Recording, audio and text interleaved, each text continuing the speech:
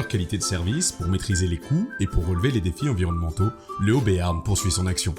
Fini les sacs jaunes, les bacs roulants collectifs et des fréquences de collecte différentes. Place à l'harmonisation des modes de collecte en fonction de 2 typologies d'habitat. 1. Pour les cœurs de communes historiques avec des rues étroites comme le centre-ville d'Oloron et les habitats ruraux éloignés, le mode de collecte se fera désormais en point d'apport volontaire. Les avantages: pas de bacs encombrants sur les trottoirs, une disponibilité 24 heures sur 24, 7 jours sur 7, moins de camions à circuler en centre-ville, un mode de collecte mieux adapté aux résidences secondaires et plus de bacs à sortir, donc plus de crainte de manquer le jour de sortie. 2. Pour les secteurs d'habitat dense comme les quartiers pavillonnaires ou le bourg des communes, le mode de collecte retenu est le porte-à-porte, mais avec un changement de fréquence en alternance toutes les semaines, bac vert, bac jaune. Les avantages: adaptation du service aux habitudes actuelles des foyers qui sortent déjà leur bac d'ordures ménagères soit à moitié vide, soit une semaine sur 2.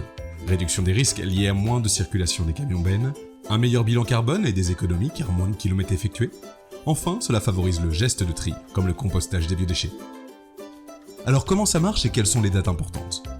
Un grand nombre d'habitants bénéficient déjà de la nouvelle organisation. La dernière étape va s'étendre jusqu'en septembre 2025. Tout d'abord, d'ici à juin 2025, tous les habitants des communes desservies par des points de regroupement équipés de bacs roulants collectifs seront desservis par des points d'apport volontaires avec des colonnes aériennes ou des colonnes semi-enterrées.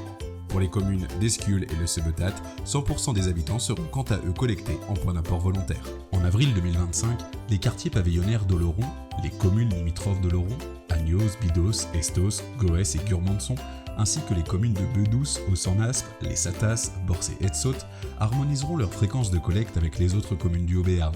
Ces communes seront donc collectées en alternance toutes les semaines, une semaine bac vert, l'autre semaine bac jaune. Au cours du premier semestre 2025, le centre d'Oloron connaîtra une période de transition de la collecte en porte-à-porte vers la collecte en point d'apport volontaire. Les dernières collectes en porte-à-porte auront lieu au plus tard en septembre 2025.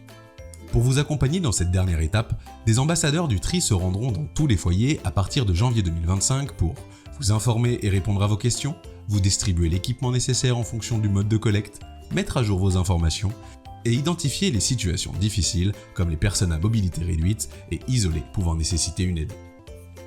Pour connaître tout le détail des évolutions par commune, rendez-vous sur sictom-auberne.com ou par téléphone au 05 59 39 55 10. Un pour tous, tous pour moins de déchets.